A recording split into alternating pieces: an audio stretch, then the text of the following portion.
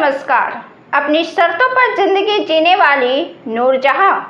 ये वो जमाना था जब लाहौर के गवर्नमेंट और लॉ कॉलेज के नौजवान या तो सीजन ओरिएंटल जाया करते थे या कॉन्टिनेंटल। यहाँ वो खिड़कियों के पास बैठकर गुजरती हुई लड़कियों को निहारा करते थे। बाहर मुख्य सड़क पर फरीदा खानम अपनी लंबी कार पर नूरजहां के साथ बहुत तेजी से निकला करती थी। दोनों जिगरी दोस्त थी।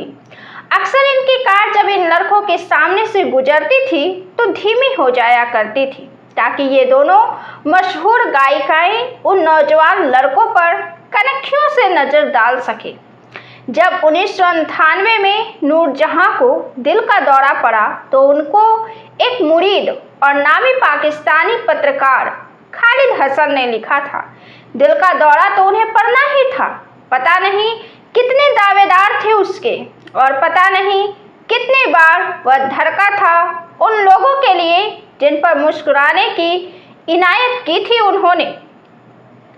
अली अदनान पाकिस्तान के जाने माने पत्रकार हैं और इस समय अमेरिका में रहते हैं। उन्होंने नूरजहां पर खासा शोध किया है।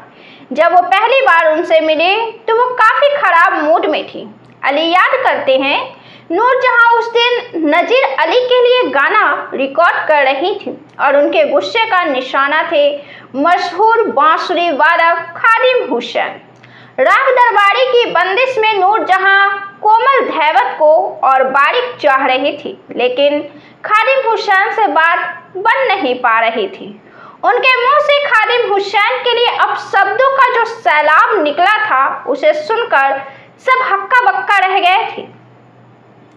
अली अदनान के मुताबिक नूरजहां की ये अदा हुआ करती थी कि वो कोई भी फहोश या बेहुदा बात कहकर मुस्कुरा देती थी कि ये मैंने क्या कह दिया, और सामने बैठा शख्स ये सोचने पर मजबूर हो जाता था कि नूरजहां के मुंह से इस तरह की बात कैसे निकल सकती है।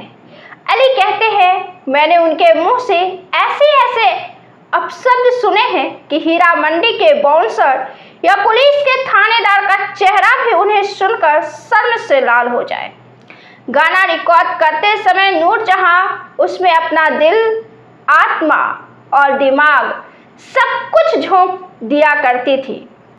गाना रिकॉर्ड करते समय नूरजहां उसमें अपना दिल, आत्मा और दिमाग सब कुछ झोंक दिया करती थी। अली बताते हैं कि उन्होंने अक्सर स्टूडियो में नूरजहां को उनके पीछे बैठकर रिकॉर्डिंग कराते सुना है। अली ने बताया, वो जो ब्लाउज पहनती थी उसका गला भी बहुत लो होता था और कमर से भी उसका बहुत सा हिस्सा पीछे बैठे शख्स को नजर आता था।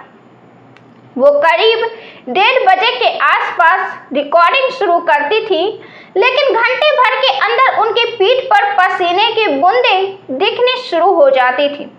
रिकॉर्डिंग खत्म होते होते वो पूरी तरह से पसीने से सराबोर होती थी। यहाँ तक कि वो जब माइक से हटती थी तो उनके नीचे का फर्श भी पसीने से गीला हो चुका होता था।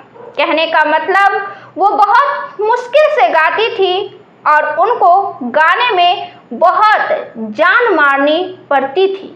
भारत और पाकिस्तान के संगीत परंपराओं पर खासा काम करने वाले प्राण नेविल भारत के राजनयिक भी रह चुके।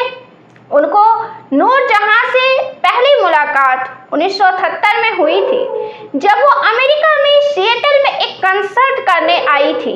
प्राण नेविल याद करते हैं, उन दिनों में सिएटल में भारत का काउंसल जनरल हुआ करता था। चूंकि वहां पाकिस्तान का कोई दूतावास नहीं था, इसलिए आयोजक मुझे मुख्य अतिथि के तौर पर बुलाना चाहते थे। उन्होंने नूरजहां से इसकी इजाज़त मांगी। नूरजहां ने कहा कि यह शख्स हिंदुस्तानी हो या पाकिस्तानी, मुझे कोई फर्क नहीं पड़ता। मेरी शर्त यह है कि वो देखने में अच्छा होना चाहिए।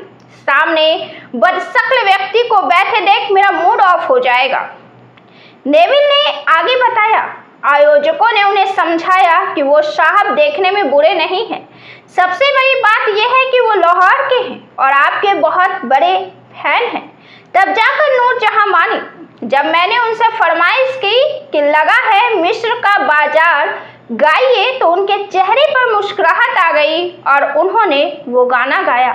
नूरजहां ने महान बनने के लिए बहुत मेहनत की थी और अपनी शर्तों पर जिंदगी को जिया था। उनकी जिंदगी में अच्छे मोड़ भी आए और बुरे भी। उन्होंने शादियां की, तलाक दिए, प्रेम संबंध बनाए, नाम कमाया और अपनी जिंदगी के अंतिम क्षणों में बेइम्तिहान तकलीफ भी झेली। एक बार पाकिस्तान की एक नामी शख्सियत राजा तजम्मुल हुसैन ने उनसे हिम्मत कर पूछा कि आपके कितने आशिक रहे हैं अब तक, तो आधे सच ही बता दीजिए। तजम्मुल ने जोर दिया। नूरजहां कुछ ज्यादा ही दरियादिल मूड में थी। उन्होंने गिनाना शुरू किया। कुछ मिनटों बाद उन्होंने तजम्मुल से पूछा, कितने हुए अब तक? तजम्मुल ने बिना पलक झपकाए जवाब दिया, अब तक 16। नूरजहां ने पंजाबी में क्लासिक टिप्पणी की, हाय अल्लाह, नाना कर दिया भी 16 हो गए ने। नूरजहां का सबसे मशहूर इश्क था पाकिस्तान के टेस्ट क्रिकेटर नजर मोहम्मद से और इसी वजह से नजर मोहम्मद का टेस्ट कैरियर वक्त से पहले ही खत्म हो गया। अली अदनान कहते हैं, नूरजहां को पुरुष बहुत पसंद थे। उनके ही अल्फाज इस्तेमाल करता हूँ। पंजाबी में कहती थी, जदों मैं सोहना बंदा देखती हाँ ते मैनू गुदगुदी हुंदी है। एक बार उनको और नजर मोहम्मद को उनके पति ने एक कमरे में रंगे हाथ पकड़ लिया। नजर ने पहली मंजिल की खिड़की से नीचे छलांग लगा दी, जिसकी वजह से उनका हाथ टूट गया। उन्होंने एक पहलवान से अपना हाथ बैठवाया, लेकिन वो गलत जुड़ गया और उनको वक्त से पहले ही टेस्ट क्रिकेटर से रिटायर हो जाना पड़ा। 1971 के भारत पाकिस्तान युद्ध के समय उनका नाम पाकिस्तान के राष्ट्रपति जनरल याहिया खां से भी जोड़ा गया। नूरजहां ने खुद कभी इसकी पुष्टि नहीं की, लेकिन ये सर्वविदित है कि जनरल याहिया को सुंदर औरतों का साथ बहुत पसंद था और मैडम नूरजहां से बेहतर साथ और किसका हो सकता था। पाकिस्तान के मशहूर पत्रकार खालिद हसन ने एक बार इसका जिक्र करते हुए लिखा था कि एक बार जनरल याहिया ने अपनी शामों के साथी और मातहत जनरल हमीद से कहा था, हैम, अगर मैं नूरी को चीफ ऑफ द स्टाफ बना दूं तो वो तुम लोगों से कहीं बेहतर काम करेंगी। नूरजहां याहिया को सरकार कहकर पुकारा करती थी और उनके लड़के अली की शादी में उन्होंने गाने भी गाए थे। नूरजहां फैज अहमद फैज का बेहद सम्मान करती थी। एक बार एक समारोह में मलिका पुखराज ने कहा कि फैज मेरे भाई की तरह है। जब नूरजहां की बारी आई तो वो बोली कि मैं फैज को भाई नहीं महबूब समझती हूँ। एक बार फैज से एक मुशायरे में उनकी मशहूर नज्म मुझसे पहली सी मोहब्बत मेरे महबूब न मांग सुनाने के लिए कहा गया। उनकी मशहूर नज्म मुझसे पहली सी मोहब्बत मेरे महबूब न मांग सुनाने के लिए कहा गया तो वे बोले, भाई वो नज्म तो अब नूरजहां की हो गई है, वही उसकी मालिक है, अब उस पर मेरा कोई हक नहीं रहा।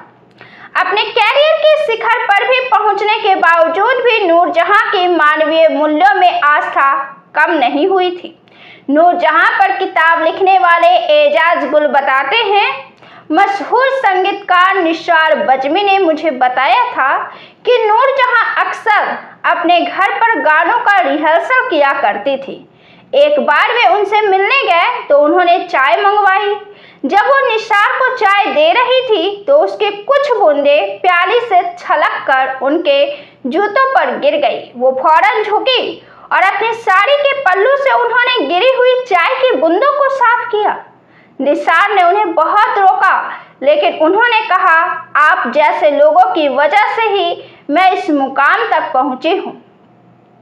एक बार किसी ने उनसे पूछने की जुर्रत की कि आप कब से गा रही हैं? नूरजहां का जवाब था, मैं शायद पैदा होते समय भी गा ही रही थी। सन 2000 में जब उनकी मौत हुई तो उनके एक बुजुर्ग चाची ने कहा था, जब नूर पैदा हुई थी तो उनके रोने की आवाज़ सुनकर उनकी बुआ ने उनके पिता से कहा था, यह लड़की तो रोती भी सुर में है। नूरजहां के बारे में एक और कहानी भी मशहूर है। 30 के दशक में एक बार लाहौर में एक स्थानीय पीर के भक्तों ने उनके सम्मान में भक्ति संगीत की एक खास शाम का आयोजन किया। एक लड़की ने वहां पर कुछ नाच सुनाए। पीर ने उस लड़की से कहा, बेटी कुछ पंजाब में भी हमको सुनाओ। उस लड़की ने तुरंत पंजाबी में तान ली, जिसका आशय कुछ इस तरह का था, इस 5 नदियों की धरती की पतंग आसमान तक पहुंचे। जब वह लड़की यह गीत गा रही थी तो पीर अवचेतन की अवस्था में चले गए। जब वह लड़की यह गीत गा रही थी तो पीर अवचेतन की अवस्था में चले गए। थोड़ी देर बाद वह उठे और लड़की के सिर पर हाथ रखकर कहा, लड़की तेरी पतंग भी एक दिन आसमान को छुएगी। अवचेतन की अवस्था का मतलब है उनिंदी अवस्था, जब आप नींद में जाने के करीब पहुंच जाते हैं। ये लड़की थी नूरजहां। नूरजहां को दावतों के बाद या कहें लोगों की फरमाइश पर गाना सख्त नापसंद था। एक बार दिल्ली के विकास पब्लिशिंग हाउस के प्रमुख नरेंद्र कुमार उनसे मिलने लाहौर गए। उनके साथ उनका किशोर बेटा भी था। यकायक नरेंद्र ने मैडम से कहा, मैं अपने बेटे के लिए आपसे कुछ मांगना चाह रहा हूँ, क्योंकि मैं चाहता हूँ कि वह इस क्षण को ताज जिंदगी याद रखे। सालों बाद वह लोगों से कह सके कि एक सुबह वह एक कमरे में नूरजहां के साथ बैठा था और नूरजहां ने उसके लिए एक गाना गाया था। वहां उपस्थित लोगों की सांसें रुक गई, क्योंकि उन्हें पता था कि नूरजहां ऐसा कभी कभार ही करती हैं। नूरजहां ने पहले नरेंद्र को देखा, फिर उनके पुत्र को और फिर अपने उस्ताद गुलाम मोहम्मद उर्फ गम्मे खां को। जरा बाजा तो मंगवाना, उन्होंने उस्ताद से कहा। एक लड़का बगल के कमरे से बाजा उठा लाया। बाजा यानी हारमोनियम। उस्ताद गम्मे खान ने तान ली, फिर दूसरी और फिर तीसरी, फिर उनकी तरफ देखा। मैडम ने कहा, अपर वाला सा लाओ। वह चाहती थी कि वह एक सप्तक और ऊंचा लगाए। उन्होंने नरेंद्र से पूछा, क्या गाऊं? नरेंद्र को कुछ नहीं सूझा। किसी ने कहा, बदनाम मोहब्बत कौन करे गायक। नूरजहां के चेहरे पर जैसे नूर आ गया।